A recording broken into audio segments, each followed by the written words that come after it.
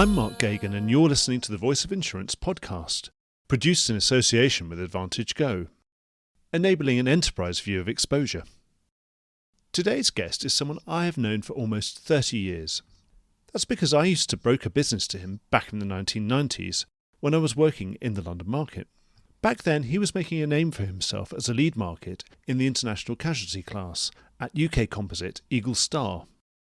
As my career changed completely, his took off, and at QBE Europe, he swiftly rose the ranks to become its most senior underwriting executive. Then, 8 years ago, he left to pursue the dream of founding a Lloyd's business of his own. Anyone who met Ash Bathia, CEO of Probitas 1492, 30 years ago, will have marked him out as someone with the ambition and drive to make a real impact on the market. And as it turned out, Ash was going to need all of that drive and a lot more. Probitas had as tough a start in life as it is possible to have. Born right at the nadir of one of the longest soft markets in history, Probitas was hit hard by the unexpected loss of its cornerstone capital provider and extremely challenging early underwriting numbers in its ramp-up years.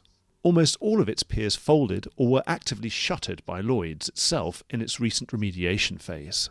But today, Probitas is a top Lloyd's performer and is preempting capacity and scaling up as market conditions continue to turn in its favour.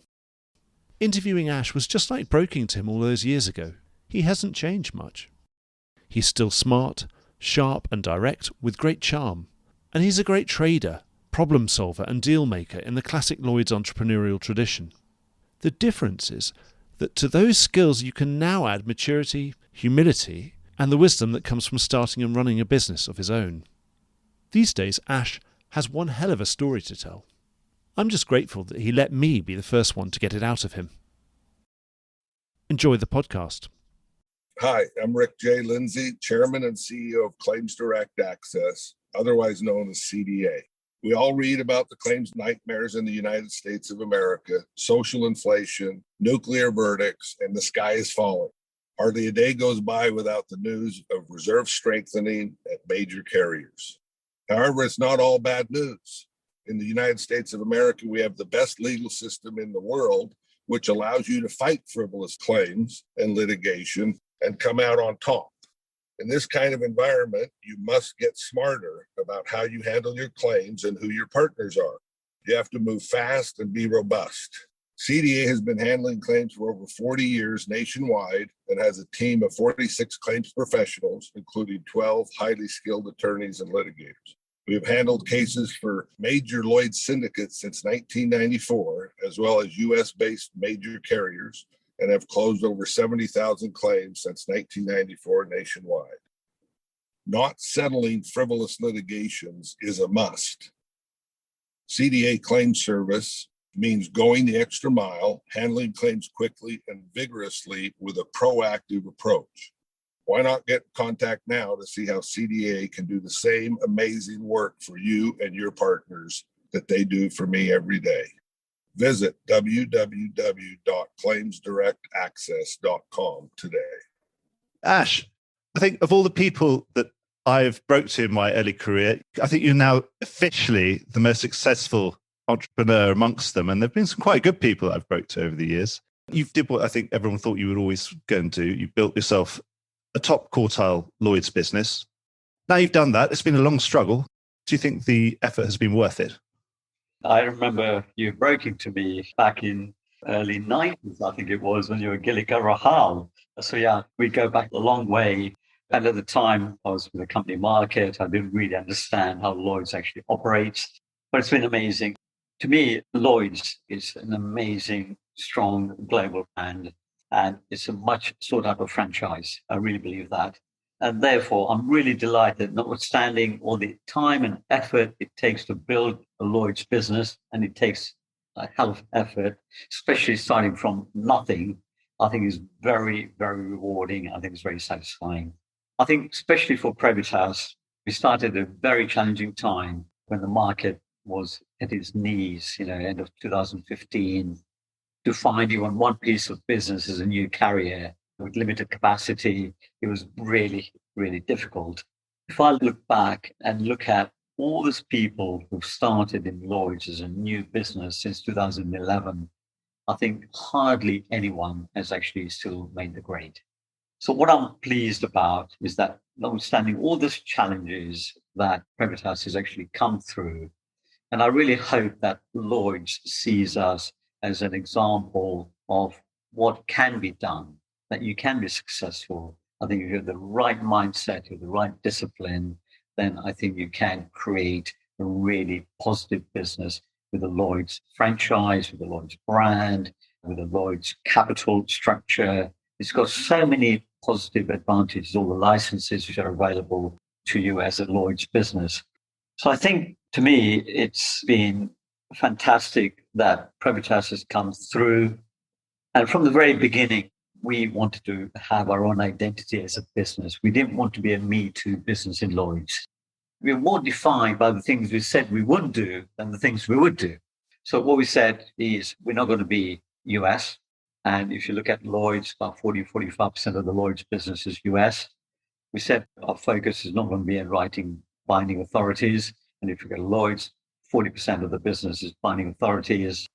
And we said we'll have a diverse distribution strategy. So therefore, we're not reliant on the top three brokers, which produce about 70% of the Lloyd's business. Which if I look at our business, less than 30% of the business comes from the top three global brokers.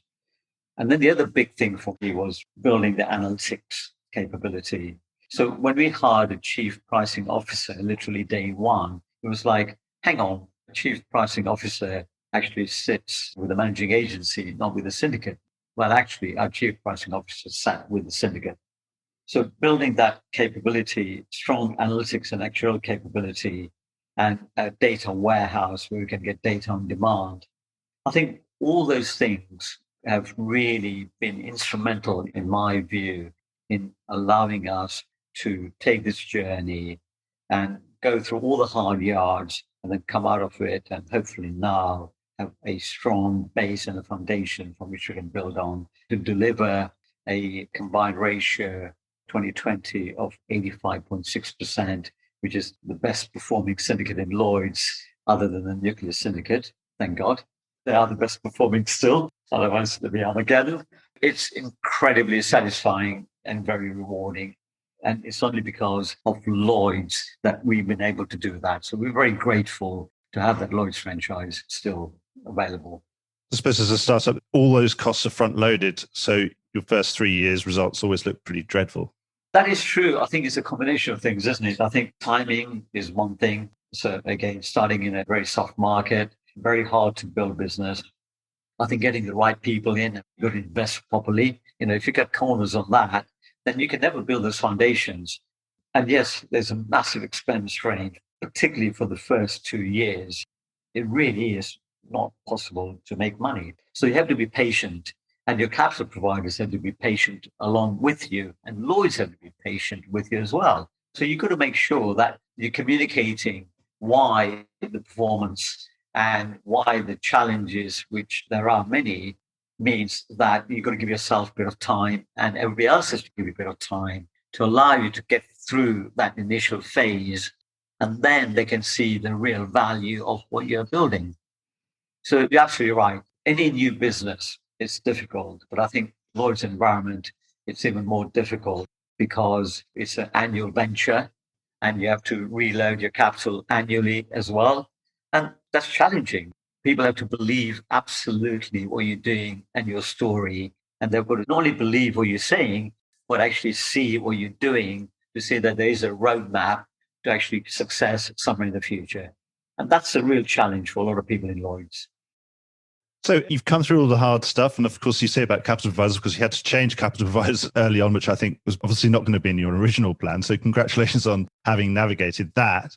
But now we've got through to a much better market position and you can pencil in some growth. So run us through those growth plans for 2021 and beyond.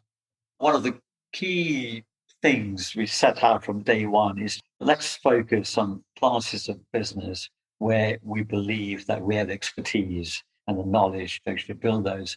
Too often people become magpies and they go for anything which is shining. So focus on the areas which you feel you can actually make a difference and do them well. Don't do 20 things, do 10 well, 5 or 6 average, and then 2 or 3 which are basically going to kill you because you've done them so badly. So I think the big thing for us has been focusing on the classes of business where we understand, with the right people in place. So we only focus on property, direct and facultative, and casualty classes, which is my background for 42 plus years I've been in the industry. So I think that's really important, I think, to set out. And I would say this slightly controversially. I think one of the issues with capital is this thing about diversification credit. Sometimes I think people make a mistake where they think that diversification credit can give you that capital efficiency. But if your underlying business is not performing, then any amount of capital diversification makes no difference. I always just say, writing 2 bits of rubbish, it's more rubbish. So you might get diversification in your capital, but if you're running 120%, it makes no difference. That's the thing that Vijay Downing described as diversification rather than diversification. I take it with that, in your growth plans, you're only going to diversify if you have an opportunity to bring on a team of people that you really trust and that you know absolute leaders and have a great track record. So presume that you're going to be going deeper into DNF and international casualty because that's what you know you're really, really good at. The other way you can diversify your capital is, of course, by just buying reinsurance and benefiting from the reinsurer's global diversification. Is that more your philosophy? So why don't I just get really good at DNF, get a strong position there, and then obviously I can use reinsurance to mitigate my aggregations and other things? I'll address the reinsurance point first. I think reinsurance is often misunderstood. I think reinsurance is there to give you that smoother, effectively. I don't think we should be using reinsurance for arbitrage because that would be the wrong strategy. Because then what you're doing is if you're using reinsurance for arbitrage, you're tempted to lose your underlying discipline of underwriting. And if you do that, it's not going to end up well. So I think you use reinsurance wisely because at the end of the day, we are a distribution to our reinsurers as much as brokers are distribution to us. So it's important to have that relationship with the reinsurers, which is long-term. And people say, but I think it's real. It has to be long-term. And therefore, you've got to nurture that relationship. And whilst in the early days, yes, you can facilitate some things, but over time, you've got to make sure that reinsurers are actually making money as well, because everybody needs to make money and service their capital at the end of the day. So when you talk about growth, is it going to be growth within your real specialist fields, which we've now demonstrated clearly that you are leaders in and your top quartile in, or would some of that growth take the form of something new? So I think there are probably 3 or 4 things I want to talk about. So one of the strategies we're deploying at the moment in our business is look at our current business and do a lot of segmentation. And what's great is from day one, we set out to build analytics capability in the business. When we were 40 people, we had 5 qualified actuaries sitting in the center of the business with the underwriters. So we built an amazing data warehouse where we can actually triangulate every single policy or every single declaration on a facility or on a binder on a daily basis. Now that gives us powerful MI, live, on demand. Now we utilize this to do the segmentation, and the strategy we're using is optimization, remediation, and diversification for our existing business. So what I mean by that, optimization, look at the areas of business we're writing and look at the subsets within that and see where it's better performing business. Okay, how can we grow that? And the underwriters know this. So now let's focus on growing those businesses which are doing well. Remediation, what are the ones which are not working? So let's deal with it. Either we come out of that, we have to be strong to do that, and the underwriters have to be strong to do that, or we try and see whether we can improve the terms and conditions of that business. And sometimes that's not possible because of supply and demand and dynamics of the business. But remediation. And then diversification. Diversification be geographic. So either particular territories which we're not playing in, which we could do better in, and we need to diversify into. Are there brokers we're not dealing with? And why we're not dealing with them? So why don't we look at those brokers and see whether there's an opportunity to write more business to those brokers? So I think that underpins our business because we're able to see the data. We can actually make informed decisions on how we diversify our existing and grow our existing portfolio and put a brake on areas of business which are causing us concern. So that's one part of the diversification. I think the second part of the diversification really is looking at new classes of business.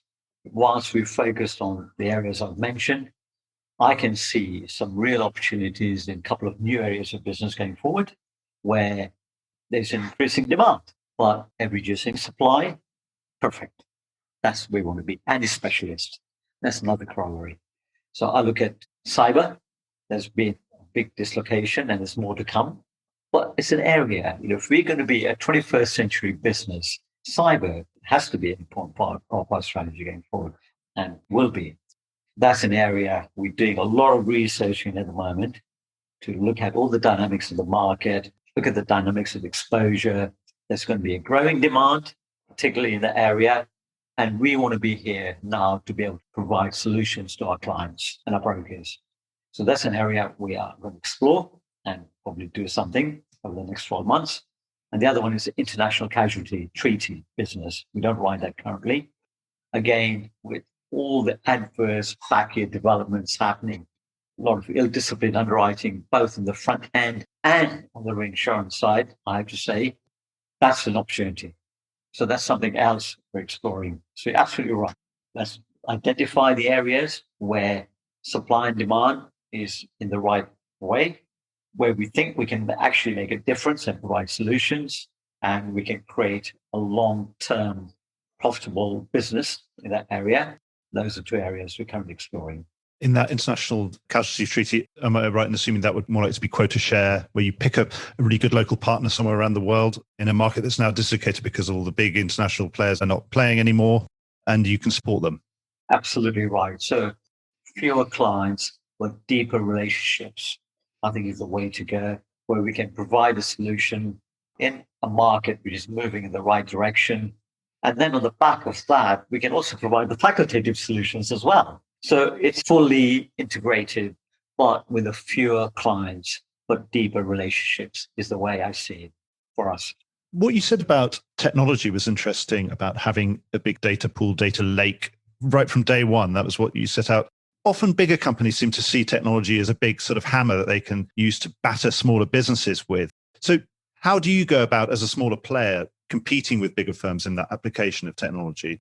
Do you think these days the roles are slightly reversed in that it's more about your attitudes to technology than the cost itself? Spot on. I think the cost of technology are coming down because there's more options available. There's a lot more flexibility in how you deploy technology. So I think in some ways, I think being a small player without a legacy is actually a big advantage rather than a disadvantage, I think, for us. And what happens, I think, unfortunately, with the big organizations is, one, there's a legacy issue, and two, there's a massive internal compliance. And normally the technology is actually done to the business because somebody's decided that technology is vogue, so we need to do something. Whereas I think for us, it's all about practical application of technology to actually make us better as a business and give us that competitive edge. So we don't get technology done to us. We actually do the technology to help us. It's a really important distinction. And the thing about technology is that if you spend enough time to think about what you are looking to achieve and what you want to do, and you have a very clear roadmap, then it can be a very positive experience. And it's done by the business for the business, as opposed to done by a third party to the business. So you're saying, well, focusing on some of the problems that you have is always a good thing anyway, whether the solution's technological or not. It's actually a very good mental exercise to know what the problem is before you start. So some people don't actually know what the problem is. Correct. And technology is not a panacea. It's not something you put on and then it just heals everything. It can be almost a big burden on some companies. So I think if you use technology in the right way, I think it can be a massive asset. And one of the applications for me about technology is about automation. If you look at the regulatory burden on businesses, one of the questions people often ask is about expense ratios. Now, expense ratios are driven by two things. They're driven by acquisition costs. I'll talk about that later. But the other one is obviously your operating expenses. But the amount of time and effort you spent on duplication or redoing the same thing every quarter, the returns, all those things, the reserving and then redoing it again every quarter. If you can automate those things, but it starts from core, it starts from the data integrity. So first of all, capture the data in a logical way, capture it properly and accurately. I use the principle of do it once and get it right. If your data is good and you can rely on that, then everything flows from that.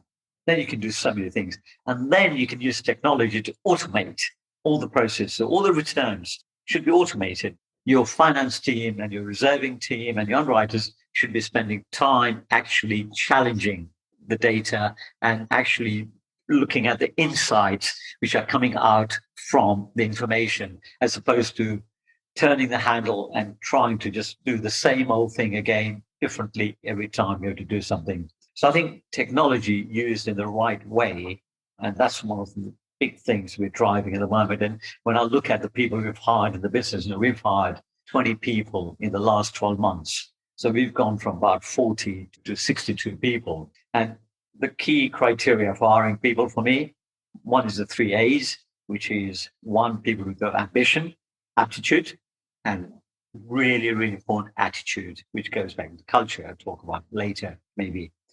But the other thing is having that technology savvy, being more 21st century. To me, that is another critical part of our hiring process. So the people we have in the business fully understand what's the art of the possible by using data technology in the right way. And that's what's going to drive our business. But is it more important that they're not actually sort of PhDs in computer science, are they? But is it more that their attitude to technology, that they're interested in technology, they're interested in the things that can be done and then be able to brief someone who is the really techie person? Is it more that?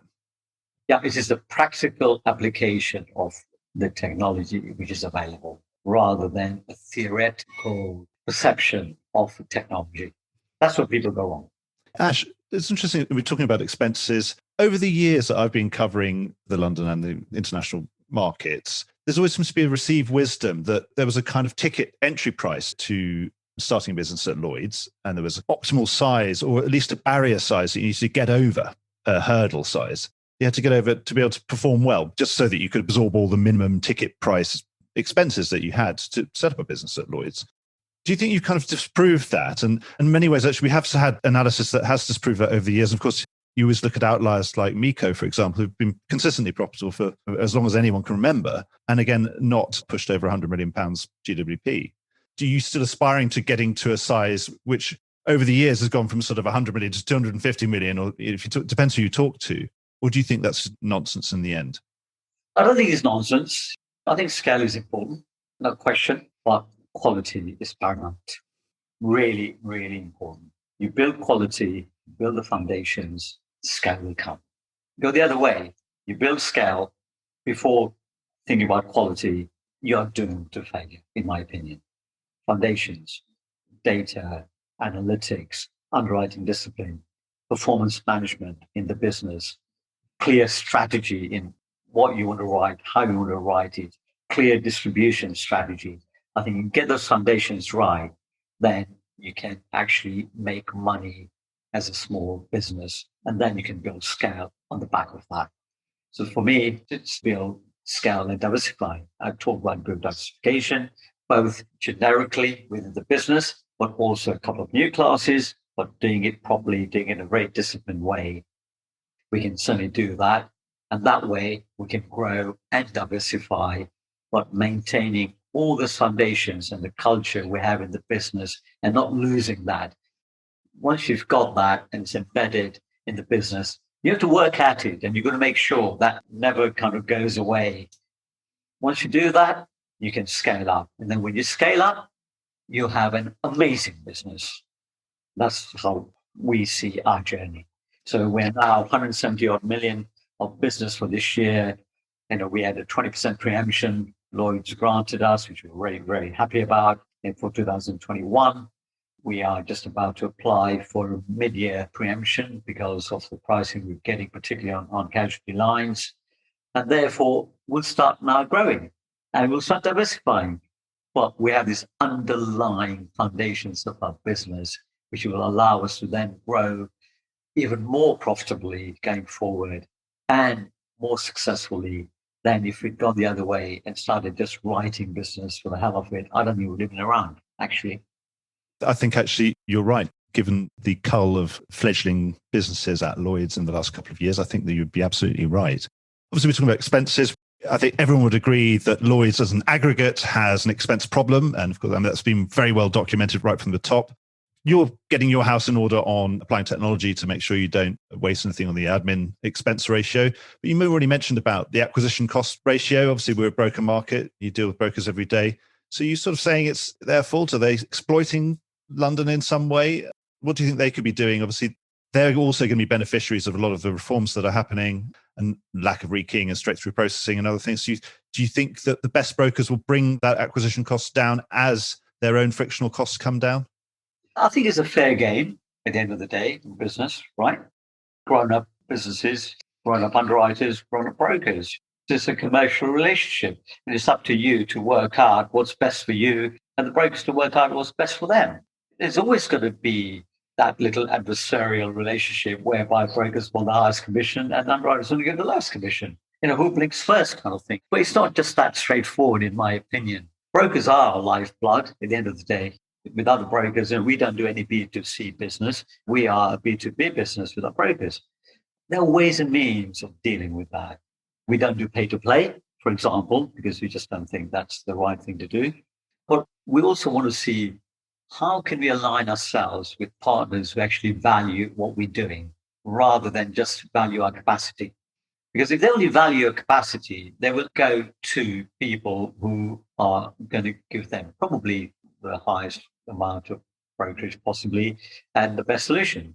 Whereas if we can partner with people where we can bring some value to that, and the value can be a product, it can be analytics capability, it can be an exclusivity arrangement, it could be any of those things.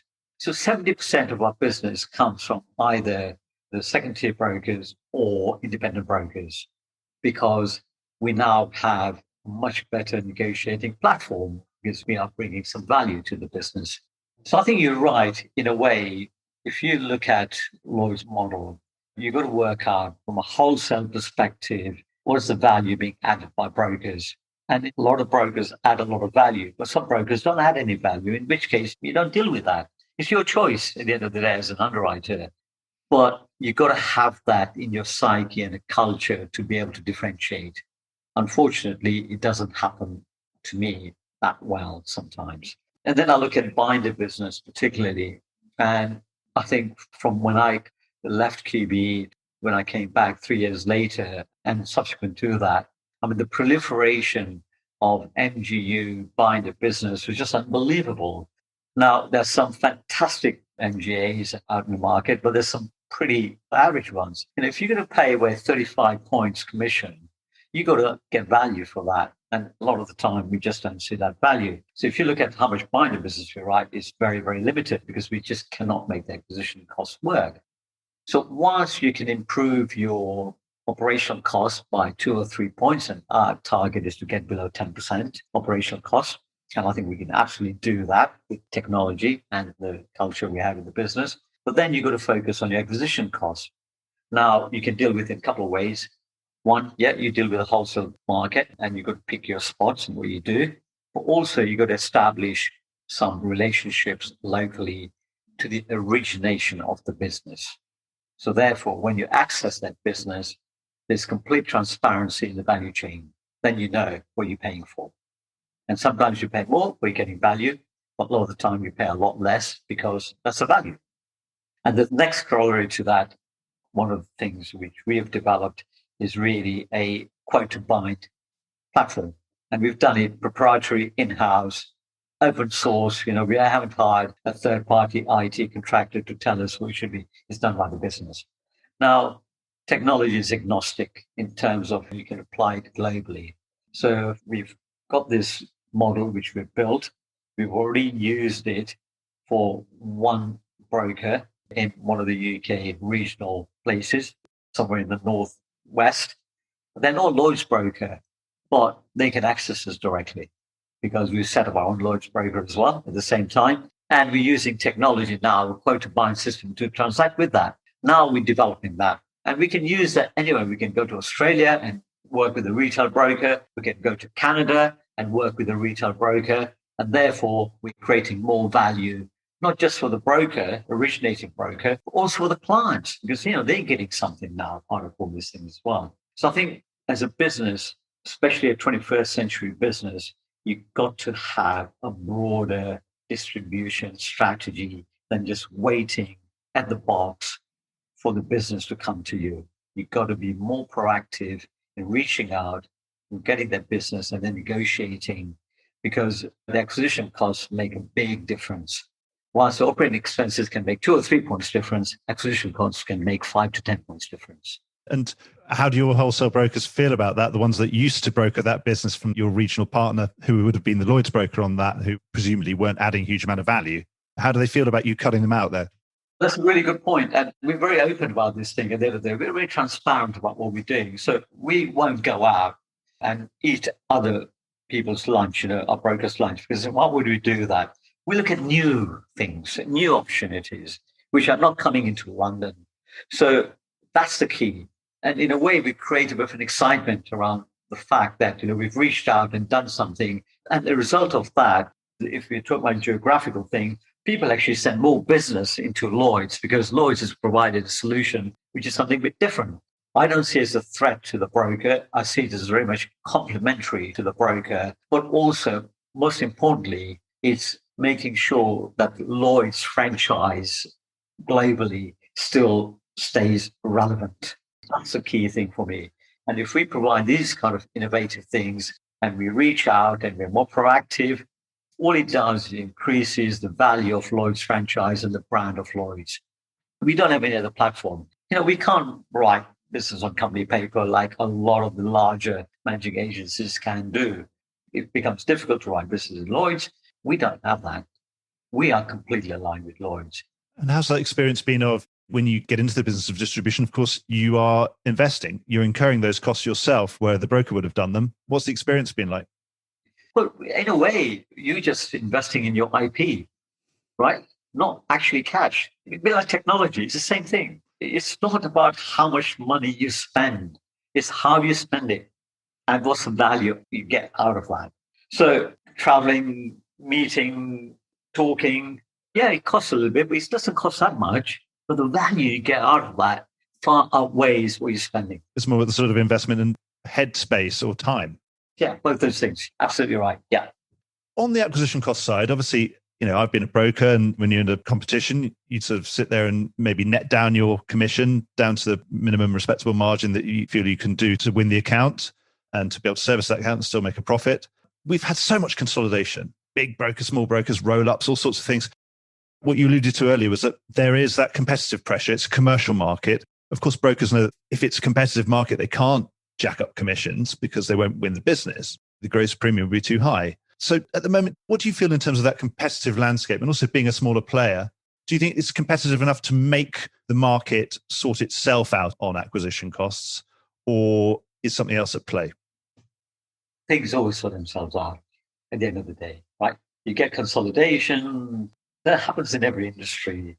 And the bigger it gets, the more challenging it becomes sometimes. There's an optimum size at the end of the day, right? And then you get new people coming in, new entrepreneurs coming in, and you've seen it now.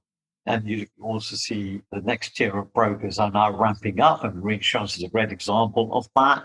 If you look at how much movement there is in the broking reinsurance market, I think the macroeconomics and microeconomics actually sort themselves out at the end of the day. You can become too big, and then things start changing.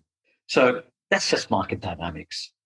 The key thing as a business, you've got to work that out and say, okay, look at the global markets, trillions, right? We want to find 200, 300 million pounds of the business within that. It can't be that difficult at the end of the day. So you should not be beholden to any distribution or any territory or anything. You've got to make sure that you are driving your own destiny. And that's what a small business can do far better sometimes, because you're not reliant on any particular. And also, I think as a smaller business, you can be a lot more dynamic and you can make quick decisions. Whereas with the big businesses, big corporations, it's very hard to change directions. It's like turning a tanker. Whereas for us, it's a speedboat. We can move quickly. To me, in a dynamic world we live in currently, I think that's a big advantage rather than disadvantage. So presumably there's not a huge chain of command to go and ask Ash whether we can do this or not. Absolutely none. I have regular meetings with every senior underwriter weekly for half an hour and all my senior managers. It's a massive communication. It's a completely open door policy and also a great speak up policy in the business. I mean, what I love about our culture is that everybody can make a difference and have the opportunity to make a difference. And therefore, having that ability to be able to communicate across the business, doesn't matter where you sit, I think is really critical. And I call our kind of leadership as being inspiring and enabling, not just managing. Because a lot of the time you just manage. Well, if you just spend all your time managing, you've got the wrong people in the business. I think empower, inspire, and then make sure that people are accountable for what they're doing. Do you still get involved in underwriting, actually, Ash? Only in terms of people bouncing ideas off me. But they're slightly worried about one, or they're not sure if it's either a brilliant idea or a really terrible idea, and it's difficult to identify which one it is. Yeah. And also, I still talk to brokers and they come up with an opportunity and I'll think about it and think, oh, this looks really interesting. But then at the end of the day, I will not second guess my underwriters. But we have a dialogue about these things and sometimes we agree, sometimes we disagree. Ultimately, underwriters make the final decision. But I hope that with my knowledge and with my experience, I can help as much to give people widen their kind of thought processes as well. So yes, I do indirectly get involved in a lot of underwriting because at the end of the day, I would say, Mark, I call our business as underwriting led, not underwriter led. So it's that combination of underwriting and analytics, the art and the science, I think, which makes the business at the end of the day. You can have fantastic compliance and governance and all that. If you're not making money in the front end of your business in underwriting, you don't have a license for anything. So therefore, our business is underwriting led. It's all about discipline, managing or performance management, tracking, all those things. I think if we deliver consistent bottom line profits, we can build anything we want beyond that. If we get that wrong, forget everything else. We have license for nothing. So that's why, yes, I do spend quite a lot of time in making sure I understand what's going on in the underwriting side, even though I don't underwrite myself. It's in my DNA, and that will never change. On the technology side, we've had a really interesting development with the Key Syndicate as part of Brit. You're into your technology, but you're also really into people. So I wonder if you're really more people only and you'd want to leave the technology out of the underwriting decisions, or do you think you might want to let them in, let it in for volume stuff? We're not a B2C business at the end of the day. We are a B2B business. And therefore, I think technology as part of that enabler, I don't think you can ever take out human intervention completely, in my opinion, at least anyway, or at least for Probitas, we don't see it that way. So we don't see ourselves as a pure follow-only business because of the size we are and everything else. For us, it's the fact that we want to understand and fully appreciate the risks we're taking on as a business and be able to monitor and measure those risks. And I can see a space for some new capital coming in and wanting to follow the index, and there's nothing wrong with that. And we support that, I think, because that's good for Lloyd's as a franchise as well, but not something for us. I see a combination of technology and human interaction as the best way to build a business for us. You'd rather be the leader that the automatic underwriting algorithm follows than be the one that's writing a new automatic algorithm to follow other people or follow yourselves? Ideally, that would be fair. Yeah, fair statement. No, that's fair enough. And what do you think is going to happen to that relationship, that lead-follow relationship that's going to develop over the next 10 years? What do you think is going to happen? We've discussed about leaders' fees, and some people are really pro and some people are really against it. Some people think that the market will just sort itself out again, that the leader, of course, gets the benefit of seeing all the business, therefore doesn't need to be paid any extra or given perverse incentives, perhaps that things might not end well. I just want to ask what your opinion on that is. First of all, is it going to make money over a longer term? Simple, right? If it's not going to make money, it's not going to work, right? I think the other one, I guess, the lead follow thing is the expenses. Are you getting a genuine saving in your expenses by being a follower? So can you make that 10, 12 point saving in your operating expenses? Now, if you can do that, then I think, yeah, there's absolute space for people who want to do that to be able to say, right, we don't need to deploy a whole army of people to underwrite the business. We have a skinny management team looking at the performance and the dynamics of the business, but we're going to follow some people in the market who we think know and are market leaders in the space where they're writing. So I can see that as a model. But I think I've seen a bit of an evolution of the Lloyd's market in terms of follow. I mean, if you go back, Mark, to our good old days, back in early 90s, leader was sacrosanct. I mean, there were few leaders and a lot of follow markets, and everybody followed, 5% lines, 2.5% lines. Well, that's changed. I mean, let me give an example just of the international liability market. If you wrote a 50% line, I mean, that was like, wow, on anything, And if you wrote a primary 5 million, that was a big stretch. Well, look at it now. Underwriters will write 100% of a primary 15 million. How has life changed? And also the dynamics and the P&Ls of each individual managing agency or syndicate are very different. And therefore, what might work for you as a leader might not work for you as a follow market. So I think the opportunity is there, but you need to be very sure, especially as a follow market, that that opportunity is the right opportunity for you. So the two things will drive with performance over time. And secondly, whether you can actually make genuine cost saving by being a follow market. They still have to prove that they're treating their customers fairly and that they know what they're doing and they've got control of their aggregations and all the other stuff. Yeah, you can delegate the underwriting, but you can't delegate everything else. One thing I've forgotten to ask you, Ash, obviously we've been through many market cycles. We can see by the lines on your face that that's true. What's your gut feeling about this market upturn we've had? Has it got legs? Is it going to last? I think different areas with different dynamics. I will only speak about the areas of business we currently underwrite, and then a couple of other new areas I've talked about. So when I look at the property DNF market for us, non-US, I think we've had 3 successive years, 18, 19, 20, of rate rises, much needed, I would say. And 21, we're still seeing that. But at some stage, I think that will settle down. Fair enough. So maybe another 18 months, I think we'll see probably fine, and then things will settle down.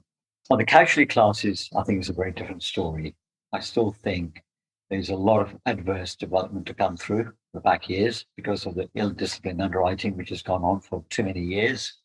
I think the regulatory and the legal environment has become more challenging. And therefore, I see at least another 3 years of momentum in those areas of business. And then I've talked about the 2 new areas which we're looking at, which are kind of related and specialist, casualty treaty. It takes another 3 years before you really find out what's actually happened. And therefore, that will be more sustainable, even more longer period.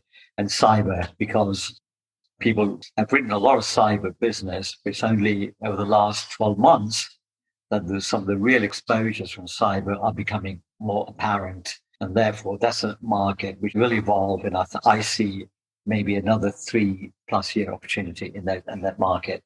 And then geographies. So if I look at geography, by way of example, if I look at the Australian liability market, I think there's a long way to go. If I go back to 2002, what happened in Australia, suddenly people couldn't go out and do their barbecues in the gardens, in the parks. They couldn't buy insurance. There was a massive dislocation in that market, and the tort reform came in. And then suddenly there's a wholesale withdrawal of capacity. I'm not saying we're going to get to that stage, but from some of the underwriting I've seen in that market over the last 7, 8, 9 years, something is going to give. So I think there could be some geographies, which even if I look at the UK market, I think there's still more to come in the UK liability and the property market in the UK, because it hasn't quite done what some of the international markets has done. So I think as a business, you've got to just keep an eye on all these area geographies, classes of business, subsets within that. You need to get granular. If you do that, then you can find your spots. So I go back to my original thing about optimization, about remediation and diversification. And that's how you pick your spots. 6 years ago, when you were starting Probitas, if you could sort of get in the time machine and go back in the DeLorean and set the time clock for 6 years back, what would you say to yourself, your young Marty McFly, Ash Bathia? What advice would you give him? Timing. My God, don't start in a market which is going through the bottom and scraping not just the surface, but beyond that. Don't do it. No, it's hard. It's hard. And it takes a lot of guts and resilience and effort to get out of that. I learned that lesson. Do you think you underestimated it because you've been sitting in a big corporate? You do. And the other thing is who your real friends are. When you're sitting in a big corporate with big capacity, with a global reach, you think, oh, it's all easy. No problem. All those broker friends will come in and support you. It doesn't work like that. Don't underestimate that or overestimate that, because it doesn't happen like that. You're on your own. You're completely on your own. You don't have that big corporate juggernaut to help you out, especially starting new. When you're one desk and a couple of computers and 3 people, it's hard, especially in a soft market. So the lesson for me was underestimating the support of big corporate and then the market dynamics, I think. And that's why I think for us, it was a lot harder to get through it first 2 or 3 years. Would you do more diligence on your capital provider with hindsight? I think that's a really good point. I felt that at the time, when we looked at our capital provider at the time, which was Ismail, with a Latin American presence, and they'd been established since 1997, so a great track record. And we found that there would be a fantastic partner for us, and especially with the Lloyd's 2025 vision of emerging markets and so on and so forth. So if I reflect on that, Mark, I don't think I would do anything different, knowing at the time what we knew. Now, if we had known actually that it wasn't quite what it was, then I think the decision would have been different. In some ways, I think your decisions are dictated and influenced by what you know at the time. And we did quite a bit of due diligence at the time. So, we looked at their balance sheet and then $160 million of assets. They had investments from 3 of the large government-backed funds. And this has been going on since 1997. So at the time, we felt there was the right partner. Little did we know that, there were underlying issues, and the regulators then intervened, 2 years later, I think it was. And then we realized that it wasn't as good as we thought it was. But we had to deal with that. One more cultural question, Ash. We know each other because of your openness to do Spanish-speaking business, and that's how I got into learn about insurance, and that's how I got to meet you. Do you think the final hurdle that the London market has to overcome is to try and force itself to stop being this market of the English-speaking peoples and to really get over the culture and really embrace a diverse language and cultural diversity to really get into those interesting markets that are not Anglo-Saxon? I think the world has moved on, and I think Lloyd has moved on as well. I don't think there are those prejudices now. I think as maybe there were existed maybe 20 years ago. I think Lloyd is very open to looking at, but then, there are some technical difficulties with dealing with business outside the Anglo-Saxon world. One is the language, 2 is the legal environment, and the big one is licenses. If you look at nearly all the emerging markets, you cannot write direct business. You have to rely on writing facultative or treaty business. You're losing that proximity to the original distribution of the original customer. I think that's a bigger challenge than the cultural challenge, actually, to me. I think if we had direct licenses in the emerging markets, Lloyd's would be right up there in those markets. And then if you look at the market dynamics, if all the emerging markets, the big ones, there's a lot of protectionism in those markets. There's a lot of regulatory burdens to actually access business. Then you've got the local markets who are quite aggressive. So therefore, what you actually get as Lloyd's is your second, third, fourth, whatever. It's a big filter before you actually get any business coming through to you. And then you've got the big international insurers positioned locally. And then you get the reinsurers now positioned locally. So by the time Lloyd's sees that business, it's gone through God knows how many filters. So I think it's more about that than actually a cultural issue with some of those businesses. Was it partly chicken and egg because Lloyd's is not actively seeking those direct licenses because there isn't that much business coming, and therefore it almost needs someone to come break that cycle to say, let's just go and do it? I think Lloyd's tried really hard to try and get licenses in those jurisdictions outside the Anglo-Saxon world. But I think the regulatory environment and the protectionism in those part of the world makes it very difficult for Lloyd's to get a direct license. It's not available, really. And that's the problem, I think. And therefore, I think we'll always struggle to get the penetration we would like to get in those markets, just because there are technical difficulties and largely driven by licenses rather than anything else. So what you've been able to do in Mexico is a really good model for what could happen if you get all the stars coming into alignment in the right way. But it will be limited scope, as always, because, again, being local, yes, you'll get local business, but it will be still facultative business. You cannot write direct business. And therefore, it's going to be a limiting factor. It doesn't matter how you go about it at the end of the day. And I think that challenge will remain unless and until there's this magic or silver bullet where Lloyd's can access direct business in those markets. For example, in aviation and parcel marine, Lloyd's does have direct licenses in some of those territories and writes a lot of business. Lloyd's is one of the lead markets in some of those areas because it's got access to that business directly. So we've got to just be patient and wait for them to perhaps have a crisis and realize they need to access Lloyd's, and then they need to let Lloyd's in. And that's beyond our control. We just have to be there and show them that we're a really good market and that we should be the market of choice. Yeah. We've got to get our house in order on expenses and everything else, and distribution, friction, and service. So that's up to us. So Ash, I really have enjoyed chatting to you. It's always good fun. I always think if I've spent this much time talking to you, I always think, oh God, there's going to be a massive queue of really annoyed brokers as I walk out. As we end this, he's like, what the hell were you talking about? No, we were just chatting about stuff. But I wish you so well. I think you've been through a hell of a lot and you're enjoying some of the sunny uplands. I hope you're able to enjoy yourself and still keep enjoying things as you keep growing the business. I just wish you all the best and hope you'll check in again with the Voice of Insurance at some point in the future, and we'll have another waypoint. Hopefully, when you've got into cyber and international casualty treaty and other things, we'll put a date in the diary of this time next year to have another chat. Thanks so much. Mark, thank you for giving me and Probitas the opportunity to do this. This is my first podcast. I've enjoyed the experience. I'm not quite sure what's going to come out at the other end, but you'll be the judge of that. But also, I just want to leave it in a final kind of thing. What motivates me most is my people.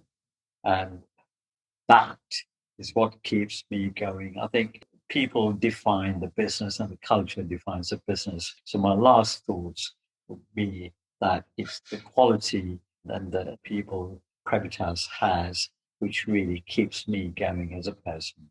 That's great. And obviously people and the man's best friend. What's the name of your dog, Ash? And what type of dog is it? Just for the listeners. It's a toy poodle.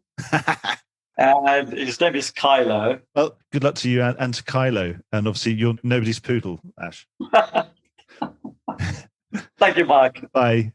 Well, I hope you enjoyed today's episode. If you did, don't forget to subscribe or leave a like or a review or recommendation on whatever podcast platform you used to access this programme. These really help get the word out. Before we go, just a quick reminder that advertising slots are available here and in other places in the Voice of Insurance podcasts. Podcasting is the fastest growing medium and attracts a high quality audience of key decision makers. It's also an intimate medium where you, the listener, are right in the room with me and the interview subjects. Needless to say, that means it's a great way of getting your message out directly to an audience because you know you've got their full attention. It's also very cost effective. So get in touch with Mark at thevoiceofinsurance.com to find out how you could be speaking directly to the industry. The Voice of Insurance is produced in association with Advantage Go, enabling an enterprise view of exposure. Voice of Insurance is produced by me, Mark Gagan. Music was written by Anna Gagan and produced by Carlos Gagan. Check out more podcasts and written comment pieces at www.thevoiceofinsurance.com.